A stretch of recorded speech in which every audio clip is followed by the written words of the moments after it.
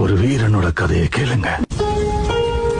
சூத்திரதாரியின் சூதனை எரித்து அகங்காரனின் நெஞ்சை கிழித்து மாயாசுரனை நிர்மூலமாக்கும் துரையாய் நொந்து வென்றவரின் பரவசத்தை சுமந்து வந்தாள் ஒரு மகாதாய். எரியும் தீயினில் பொழியும் மழை போல் சாவின் வீட்டினில் காரனை வென்றவன். ஆணவத்திற்கு எதிராய் கிளர்ச்சி ரூபத்தில் லங்கேஸ்வரனுக்கு எதிராய் வெள்ளேந்தி நின்றான். சீருகிற சிங்கம் வீரன் ஒருவனின் கதை.